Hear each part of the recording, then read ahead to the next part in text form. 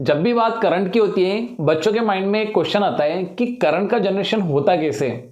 इसका सिंपल सा आंसर है करंट का जनरेशन होता है जनरेटर से। फिर नेक्स्ट क्वेश्चन आता है कि जनरेटर में ऐसा क्या होता है कि करंट का इंडक्शन होता है या करंट का जनरेशन होता है।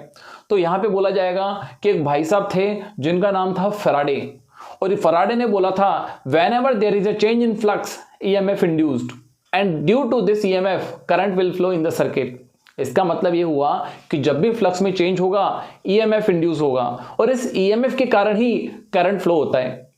अब बात आती है थर्ड क्वेश्चन की कि सर ये फ्लक्स क्या होता है, और आज हम करने वाले हैं इसी टॉपिक को जिसका नाम है मैग्नेटिक फ्लक्स, जो कि क्लास 12th का इंपॉर्टेंट टॉपिक है। तो किसी भी मैग्नेटिक फ्लक्स को देखने से पहले एक मैग्नेट और उसका फील्ड कैसा होता है ये देखें। हमने यहाँ पे ड्रॉ कर रखी है एक बार मैग्नेट। बार मैग्नेट में नॉर्थ पोल भी है, साउथ पोल भी है।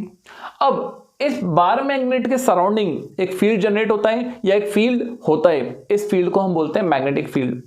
किसी भी बार मैग्नेट के कारण अगर मैग्नेटिक फील्ड देखना हो तो ये मैग्नेटिक फील्ड कैसा होता है। मैग्नेटिक फील्ड को लाइंस की फॉर्म में शो करते हैं। इन लाइनों को बोलते हैं मैग्नेटिक फील्ड लाइंस, जो कि नॉर्थ पोल से स्टार्ट होती हैं और साउथ पोल तक जाती हैं। ये आउटसाइड द मैग्नेट होता है। और इनसाइड द मैग्नेट क्या होता है, ये सारी मैग्नेटिक फील्ड लाइनें साउथ से नॉर्थ तक जाती हैं। अब मैं आपसे पूछ लूं कि बच्चों बताओ कहां पे मैग्नेटिक फील्ड स्ट्रांग है, कहां पे वीक है। तो तुम बोलोगे सर पोल्स पे स्ट्रांग होता है। क्यों पोल्स पे स्ट्रांग होता है? क्योंकि पोल्स पे बहुत सारी लाइनें हैं और यहां पे लाइनें कम दिख रही हैं। तो तुम बोलोगे सर पोल्स पे बहुत ज्यादा लाइनें हैं इसलिए यहां पे मैग्नेटिक फील्ड स्ट्रांग है, यहां कम लाइनें हैं इसलिए मैग्नेटिक फील्ड वीक है। फिर मैंने अगला क्वेश्चन दे दिया तुमको कि लो यहाँ पे भी नंबर ऑफ लाइंस 3 है, यहाँ पे भी 3 है। फिर तुम अपने माइंड का यूज करोगे, अच्छा यहाँ पे तो लाइंस पास पास हैं और यहाँ लाइन दूर दूर हैं, इसका मतलब यहाँ मैग्नेटिक फील्ड ज्यादा होगा। तुमने क्या देखा, ओनली नंबर्स को नहीं देखा, नंबर के साथ साथ तुमने डेंसिटी भी देखी कि जहां पे लाइनें पास पास हैं वहां मैग्नेटिक फील्ड स्ट्रांग होगा। तो हम ओनली फील्ड लाइंस को इंपॉर्टेंस नहीं देते हैं, फील्ड लाइंस की डेंसिटी क्या है इसको इंपॉर्टेंस देते हैं। तो यहाँ पे हमने एक टर्म बनाई जिसको बोलते हैं मैग्नेटिक फ्लक्स। और मैग्नेटिक फ्लक्स को बताते किसे, सपोज करो इस डायरेक्शन में बहुत सारी मैग्नेटिक फील्ड लाइनें जा रही हैं और ये सरफेस से जा रही हैं, मतलब कि इस टाइप से मैग्नेटिक फील्ड लाइनें जा रही हैं और ये मैग्नेटिक फील्ड लाइनें इसको क्रॉस करती हुई जा रही हैं। मैग्नेटिक फील्ड लाइनें होती तो इमेजिनरी है ना, इस सरफेस को क्रॉस कर सकती हैं, हाँ क्रॉस कर सकती हैं।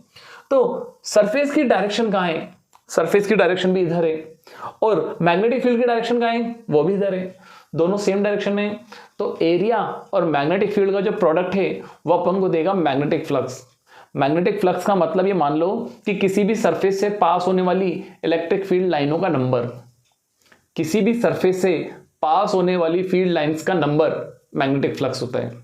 अब मैग्नेटिक फ्लक्स अगर हम देखें, कंसीडर करते हैं ये एक पूरी सरफेस है, इस पूरी सरफेस का एरिया S है। कितना है? S। यहां पे हमने एक छोटी सी सरफेस मान ली ds। क्या मान ली? ds। इसको लिख भी देते हैं, ये छोटी सी सरफेस है ds और ये बड़ी सरफेस है S। इस पूरी सरफेस से कुछ लाइनें पास हो रही हैं इस टाइप से। ये मैग्नेटिक फील्ड लाइनें जो हैं सरफेस की डायरेक्शन के साथ, ये सरफेस है, इस टाइप से मैग्नेटिक फील्ड लाइनें जा रही हैं। तो ये मैग्नेटिक फील्ड लाइन सरफेस के साथ कुछ एंगल बना रही है। कितने डिग्री का बना रही है? थीटा का। सरफेस की डायरेक्शन हमेशा सरफेस की नॉर्मल बताती है। ये अगर सरफेस है तो ये इसकी नॉर्मल इस सरफेस की डायरेक्शन हो गई। मैग्नेटिक फील्ड इधर, सरफेस की डायरेक्शन इधर, दोनों के बीच में एंगल कितना बन रहा है? थीटा बन रहा है। मैग्नेटिक फ्लक्स की डेफिनेशन कैसे देते हैं? जिस सरफेस से मैग्नेटिक फील्ड लाइनें पास हो रही हैं इनका प्रोडक्ट B ds का प्रोडक्ट और इन दोनों के बीच में जो एंगल है उसका कोसाइन cos थीटा। तो B ds cos थीटा हमारा हो गया मैग्नेटिक फ्लक्स। अब ये छोटी सी सरफेस का फ्लक्स था, इतनी सी सरफेस का, तो हमने फ्लक्स भी लिखा कि फ्लक्स भी बहुत छोटा सा होगा। दोनों तरफ अगर इंटीग्रेट करें तो पूरी सरफेस का फ्लक्स आ जाएगा। तो पूरी सरफेस के फ्लक्स को हम लिख सकते हैं phi B equal to integration of, इधर भी इंटीग्रेशन किया था, इधर भी किया था, डी फाई बी का इंटीग्रेशन करेंगे तो फाई बी तो आएगा, integration B D S cos theta. अब बच्चों देखो थीटा की वैल्यू तो कुछ भी हो सकती है ना, तो थीटा के हम 3 केस बना लेते हैं, 0, 90, 180। तो अगर हमारा थीटा 0 है ये कंडीशन होगी मैक्सिमम फ्लक्स की।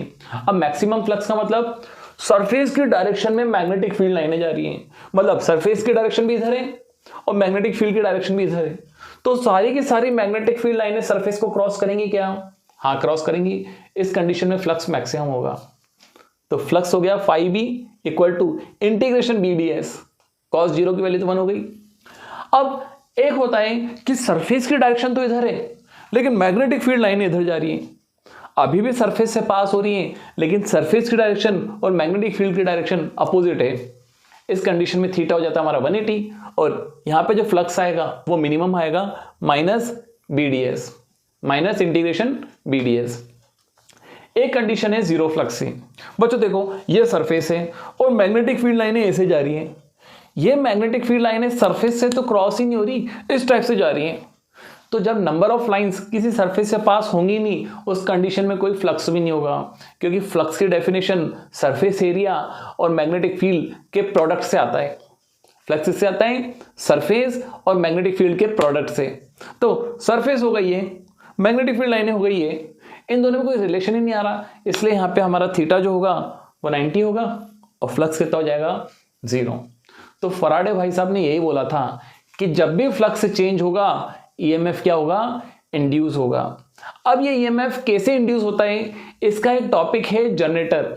अगर जनरेटर में तुमको कोई डाउट है तो बोलना, सारा का सारा टॉपिक 1 मिनट में, 1 मिनट में तो नहीं, 5 मिनट के अंदर कंप्लीट कर लेंगे।